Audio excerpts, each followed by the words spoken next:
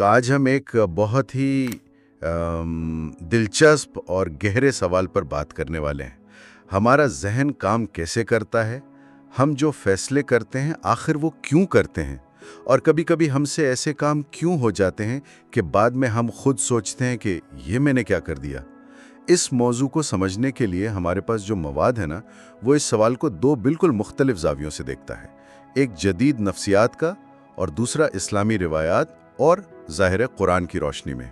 और यही बात इसे गैर मामूली तौर पर दिलचस्प बनाती है, क्योंकि देखिए, एक तरफ हमारे पास सिगमंड फ्रॉइड और जदीद साइंस है जो शूर और लाशूर जैसी इस्तिलाहात इस्तेमाल करती है, और दूसरी तरफ हमारे पास कुरान है जिसने इन ज़राए के मुताबिक सदियों पहले इन्हीं तसव्वुरात को मतलब बिल्कुल मुख्तलिफ ज़बान और फ्रेमवर्क में बयान कर दिया था।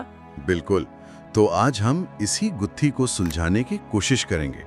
हम ये देखेंगे कि कुरान ज़हन, शऊर और हमारे बातिन की छुपी हुई दुनिया के बारे में क्या कहता है, और फिर ये जानने की कोशिश करेंगे कि ये कदीम नक्शा आज के नफ्सियात के जदीद नक्शे के साथ कैसे मिलता है, कहाँ ये दोनों एक दूसरे से मुख्तलिफ हैं, और इस सब से हम अपनी ज़िंदगी के बारे में क्या सीख सकते हैं।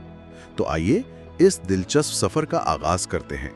चलें, सबसे बुनियादी चीज़ से शुरू करते हैं, शऊर यानी कॉन्शियसनेस। आम तौर पर तो हम यही समझते हैं कि ये बस जागते रहने का नाम है, लेकिन इन ज़राए को पढ़कर लगता है कि बात इतनी सादा नहीं है। ऐसा लगता है कि ये कोई एक ऑन ऑफ स्विच नहीं, बल्कि एक पूरे डैशबोर्ड की तरह है जिस पर सोच, समझ और गहरे गौर व फिक्र के लिए अलग अलग गेजेस लगे हुए हैं। ये एक बेहतरीन मिसाल है। कुरान शऊर के इन मुख्तलिफ पहलुओं के लिए अलग अलग अल्फाज इस्तेमाल करता है जो उसकी गहराई को जाहिर करते हैं। जब बात मंतकी सोच या इस्तिदलाल की होती है तो अकल से जुड़े अल्फाज इस्तेमाल होते हैं, जैसे याकुलून यानी वो अकल से काम लेते हैं। लेकिन जब बात गहरी समझ, बसीरत और ऐसी समझ की हो जिसमें आपका जज्बा और एहसास भी शामिल हो, तो कुरान कल्ब यानी दिल की तरफ इशारा करता है। ये कल्ब वाली बात बहुत दिलचस्प है। आमतौर पर तो हम दिल को सिर्फ जज्बात से जोड़ते हैं, सोच और समझ से तो नहीं जोड़ते। और यही वो नुक्ता है जहां ये रिवायती फ्रेमवर्क जदीद सोच से बिल्कुल मुख्तलिफ हो जाता है। ज़राए में एक बहुत गहरी आयत का हवाला दिया गया है, लहुम कुलूबुन ला यफ़क़हूना बिहा, यानी उनके पास दिल है मगर वो उनसे समझते नहीं। यहाँ साफ तौर पर समझने का अमल यानी फ़िक़ा दिल से जोड़ा जा रहा है। इसका मतलब है कि कुरान की नज़र में हकीकी और गहरी समझ सिर्फ दिमागी हिसाब किताब का नाम नहीं, बल्कि ये एक ऐसा अमल है जिसमें इंसान का पूरा वजूद, उसका बातिन, उसका कल्ब शामिल होता है। अच्छा, तो ये सिर्फ एक शायराना इस्तियारा नहीं है, बल्कि ये इंसानी नफ्सियात का एक पूरा मॉडल है जिसमें कल्ब, सोच और शूर का मरकजी मकाम है। ये तो बहुत ही अलग जाविया है, लेकिन ये तो वो हिस्सा हुआ जिससे हम वाकिफ हैं। हमारा शूर उस बर्फ के तोदे का क्या जो पानी के नीचे छुपा हुआ है, यानी हमारा लाशूर। बिल्कुल। अब हम इस पुरस्रार दुनिया की तरफ आते हैं। जदीद नफ्सियात में फ्रॉइड ने 20वीं सदी में लाशऊर का नज़रिया पेश किया और कहा कि हमारी बहुत सी ख्वाहिशात, खौफ और यादें हमारे शऊर की सतह से नीचे दबी होती हैं और वहीं से हमारे रवैयों को कंट्रोल करती हैं। लेकिन हैरत की बात यह है कि ये ज़राए बताते हैं कि कुरान सदियों पहले इंसान के बातिन में एक ऐसी ही छुपी हुई दुनिया का जिक्र कर रहा था। वाकई? किन अल्फाज में? देखिए, कुरान लाशऊर का लफ्ज़ तो इस्तेमाल नहीं करता, लेकिन वो बार बार उस चीज़ का जिक्र करता है जो सीनों में छुपी हुई है। एक आयत है, यालमु खायनतल आयुन वमा तुख्फी सुदूर, यानी अल्लाह आंखों की खयानत को भी जानता है और उसे भी जो सीने छुपाए हुए हैं। ये जो सीने छुपाए हुए हैं का तसव्वुर दरअसल हमारे लाशऊर की तरफ ही एक इशारा है। ख्यालात, नियतों और ख्वाहिशात का एक ऐसा खुफिया ज़ख़ीरा जिससे शायद हम खुद भी पूरी तरह वाकिफ ना हो। फिर ये एक बहुत बड़ी बात है। तो आप ये कह रही हैं कि जदीद नफ्सियात जिस चीज़ को दरियाफ्त करने का दावा करती है उसका तसव्वुर पहले से मौजूद था। तो फिर इन दोनों में फ़र्क क्या है? फ़र्क बहुत बड़ा है और हम इस पर आगे बात करेंगे। लेकिन बुनियादी फ़र्क ये है कि फ्रॉइड के लिए लाशऊर बस एक ज़ख़ीरा है जो ना अच्छा है ना बुरा, वो गैर इखलाकी यानी एमोरल है। جبکہ قرآن کے نزدیک یہ سینوں میں چھپی دنیا اخلاقیات کا اصل میدان جنگ ہے۔ آپ کے اعمال کا فیصلہ صرف اس پر نہیں ہوتا کہ آپ نے کیا کیا، بلکہ اس پر بھی ہوتا ہے کہ آپ کے سینے میں کیا چھپا ہوا تھا۔ اور یہیں سے نیت کا وہ مشہور اسلامی اصول سامنے آتا ہے کہ اعمال کا دار و مدار نیتوں پر ہے۔ لیکن یہاں ایک مسئلہ ہے، اگر ہماری نیتیں جیسا کہ آپ کہہ رہی ہیں اکثر لاشعور میں چھپی ہوتی ہیں تو پھر اس اصول کا کیا مطلب ہوا؟ یہ منصفانہ کیسے ہو سکتا ہے کہ ہمیں ان چیزوں کے لیے ذمہ دار ٹھہرایا جائے جن کا ہمیں خود بھی ٹھیک سے علم نہیں؟ یہ لاکھوں ڈالر کا سوال ہے، اور اس کا جواب ان ذرائع میں بہت خوبصورتی سے دیا گیا ہے۔ یہیں پر خود شناسی اور خود آگاہی کا تصور سامنے آتا ہے۔ قرآن یہ تو کہتا ہے کہ ہمارے اندر چھپے ہوئے محرکات ہیں، لیکن وہ یہ نہیں کہتا کہ ہم ان تک پہنچ نہیں سکتے۔ ایک اور آیت ہے، بل الانسان علی نفسہ بصیرۃ، یعنی بلکہ انسان اپنے نفس کے بارے میں خود بصیرت رکھتا ہے یا خود گواہ ہے۔ اس کا مطلب ہے کہ کہیں گہرائی میں ہم جانتے ہیں، ہم اپنی کمزوریوں، اپنے تعصبات اور اپنی چھپی ہوئی خواہشات سے واقف ہوتے ہیں، بھلے ہی ہم شعوری طور پر ان کا انکار کرتے رہیں یا ان پر پردہ ڈال دیں۔ تو یہ ایک طرح کی خود فریبی ہوئی کہ ہم جانتے بھی ہیں اور نہیں بھی جانتے۔ بالکل، اور روحانی جد و جہد اسی لاشعوری علم کو شعور کی روشنی میں لانے کا نام ہے۔ مثال کے طور پر کوئی شخص بہت زیادہ خیرات کرتا ہے، ظاہری طور پر تو یہ بہت نیک عمل ہے، لیکن اگر وہ اپنے قلب کی گہرائی میں جھانکے تو شاید اسے وہاں پہچان یا تعریف کی بھوک نظر آئے۔ اسلام کہتا ہے کہ آپ اس لاشعوری نیت کے لیے بھی جواب دہ ہیں۔ یہ ذمہ داری آپ کو مجبور کرتی ہے کہ آپ اپنے اندر جھانکیں اور اپنی نیتوں کو خالص کریں۔ اچھا، تو اگر ہم ان ذرائع کی بنیاد پر انسان کے باطن کا ایک نقشہ بنانے کی کوشش کریں تو کیا قلب اس نقشے کا مرکز ہے اور نفس وہ قوت ہے جو اس پر اثر انداز ہو رہی ہے؟ یہ سب چیزیں آپس میں جڑی کیسے ہیں؟ آپ نے بالکل صحیح نقشہ بنایا ہے۔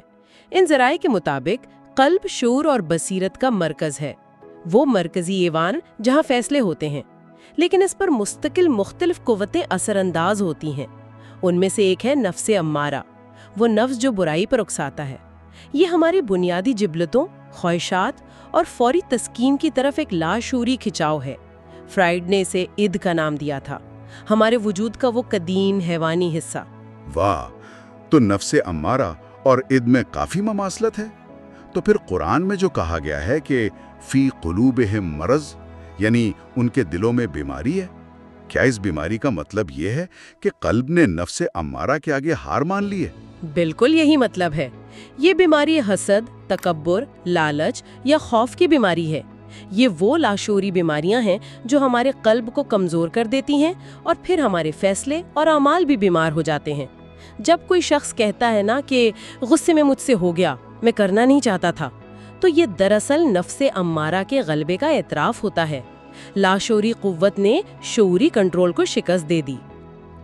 اگر جدید نفسیات اور اسلامی فریم ورک دونوں ہی ایک لاشعوری دنیا کو تسلیم کرتے ہیں تو علاج کے بارے میں ان کا کیا کہنا ہے؟ یہ وہ مقام ہے جہاں دونوں راستے بالکل الگ ہو جاتے ہیں۔ جدید نفسیات، خاص طور پر سائیکو تھراپی کا بنیادی مقصد آگاہی ہے، یعنی اویئرنس۔ خیال یہ ہے کہ اگر آپ اپنے لاشعوری مسائل، اپنے بچپن کے صدمات یا دبی ہوئی خواہشات کو سمجھ جائیں، ان سے آگاہ ہو جائیں، تو آپ ٹھیک ہو جائیں گے۔ مطلب تشخیص ہی علاج کا بڑا حصہ ہے۔ اور اسلامی فریم ورک؟ اسلامی فریم ورک آگاہی کو پہلا قدم تو مانتا ہے، لیکن اسے مکمل علاج نہیں سمجھتا۔ اصل علاج ہے تزکیہ نفس، یعنی نفس کو پاک کرنا۔ یہ صرف جاننا نہیں بلکہ فعال طور پر بدلنا ہے۔ اس میں ذکر، دعا، توبہ اور نیت کی مسلسل اصلاح جیسے عملی طریقے شامل ہیں، جن کے ذریعے آپ اپنے لاشعور کو ری پروگرام کرتے ہیں۔ آپ صرف یہ نہیں جانتے کہ آپ کے اندر غصہ ہے، بلکہ آپ اس غصے کو قابو کرنے اور اسے صبر میں بدلنے کی مشق کرتے ہیں۔ یہ تو بہت بڑا فرق ہے۔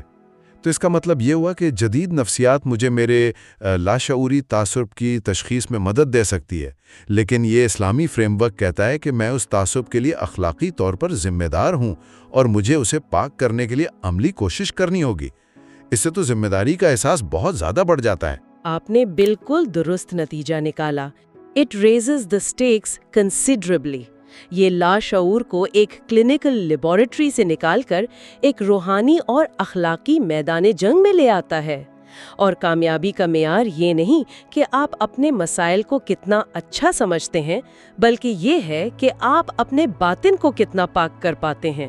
جیسا کہ قرآن کہتا ہے، قد افلح من زکاہا، یعنی یقیناً وہ کامیاب ہو گیا جس نے اپنے نفس کو پاک کر لیا. کامیابی کو تزکیے سے جوڑا گیا ہے، صرف آگاہی سے نہیں. چلیں اس نظریے کو کسی عملی مثال پر لاگو کرتے ہیں تاکہ بات مزید واضح ہو. ذرائع میں نشے کی مثال دی گئی ہے. اس داخلی نقشے کی روشنی میں ہم نشے کی لت کو کیسے سمجھ سکتے ہیں؟ یہ ایک بہترین کیس سٹڈی ہے. ایک خالص طبی نقطہ نظر سے نشہ ایک دماغی بیماری ہے، لیکن ان ذرائع کی روشنی میں یہ ایک روحانی علامت بھی ہے. اصل مسئلہ نشہ نہیں ہے، اصل مسئلہ وہ خلا ہے جو انسان کے قلب میں پیدا ہو گیا ہے. وہ لاشعوری درد، تنہائی یا بے معنی تن کا احساس ہے جسے بھرنے کے لیے انسان نشے کا سہارا لیتا ہے. نشہ اس درد کا علاج نہیں کرتا، صرف اسے وقتی طور پر سلا دیتا ہے. تو اس فریم ورک کے مطابق علاج کیا ہوگا؟ صرف نشہ چھڑوانا؟ نہیں، وہ تو صرف علامت کا علاج ہوگا. اصل علاج اس روحانی خلا کو بھرنا ہے.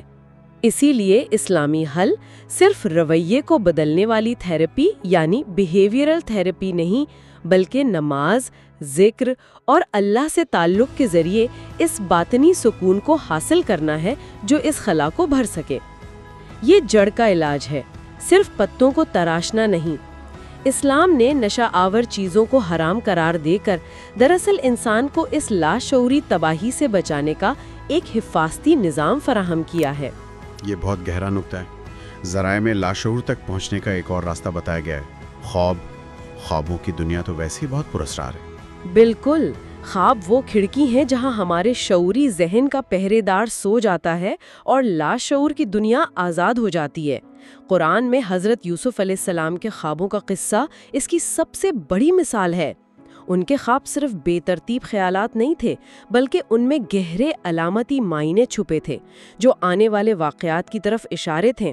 یہ ظاہر کرتا ہے کہ لاشعور صرف ہماری دبی ہوئی خواہشات کا گودام نہیں، بلکہ یہ الہام یا گہری بصیرت کا ذریعہ بھی بن سکتا ہے. اور حدیث میں بھی تو آتا ہے کہ اچھا خواب اللہ کی طرف سے ہے اور برا خواب شیطان کی طرف سے. جی، اور یہ اسی طرف اشارہ ہے کہ ہماری لاشعوری سطح پر مختلف قوتیں اثر انداز ہو رہی ہوتی ہیں. یہ صرف دماغ میں کیمیکلز کا کھیل نہیں ہے. اچھا خواب شاید ہمارے پاکیزہ باطن یا الہام کی عکاسی کرتا ہے، جبکہ برا خواب ہمارے نفس امارہ کے خوف، خواہشات یا وسوسوں کا نتیجہ ہو سکتا ہے. یوں سمجھیں کہ خواب ایک طرح سے ہمارے باطن کا آئینہ بن جاتے ہیں جو دکھاتے ہیں کہ اندر کیا چل رہا ہے. تو آج کی اس پوری گفتگو کو سمیٹتے ہیں. اگر میں صحیح سمجھاؤں تو اسلام قلب، نفس اور نیت جیسے تصورات کے ذریعے انسانی نفسیات کا ایک بہت ہی جامع اور گہرا ماڈل پیش کرتا ہے. بالکل، اور سب سے اہم بات یہ ہے کہ یہ ماڈل صرف تشخیصی یعنی ڈائگنوسٹک نہیں ہے، بلکہ اصلاحی یعنی پرسکرپٹیو بھی ہے. یہ صرف یہ نہیں بتاتا کہ مسئلہ کیا ہے، بلکہ یہ اس مسئلے کو حل کرنے، اپنے باطن کو پاک کرنے اور ایک بہتر انسان بننے کا ایک عملی راستہ بھی دکھاتا ہے. اور یہ سب کچھ اس وقت بیان کیا جا رہا تھا جب جدید نفسیات کا کوئی وجود تک نہیں تھا. آخر میں ایک سوال جو میرے ذہن میں آ رہا ہے اور جو میں سننے والوں کے لیے بھی چھوڑنا چاہوں گا. آج ہم ذہنی صحت کے بحران سے گزر رہے ہیں. یہ ذرائع ہمیں بتا رہے ہیں کہ جدید نفسیات ہمیں اپنے ذہن کے پوشیدہ حصوں کی تشخیص میں بہترین مدد فراہم کرتی ہے. دوسری طرف ہمارے پاس ایک ایسی روحانی روایت ہے جس نے 1400 سال سے انسان کے باطن کو پاک کرنے اور اسے اخلاقی طور پر مضبوط بنانے پر توجہ مرکوز رکھی ہے. تو غور طلب بات یہ ہے کہ اگر آج ذہنی صحت کا کوئی جامع نظام بنایا جائے تو جدید سائنس کی اس آگاہی کو اس قدیم روحانی روایت کے عملی ڈھانچے کے ساتھ ملا کر کیا کچھ حاصل کیا جا سکتا ہے؟ کیا ہم ایک ایسا ماڈل بنا سکتے ہیں جو نہ صرف ذہن کی بیماری کو سمجھے بلکہ روح کے خلا کو بھی بھر سکے؟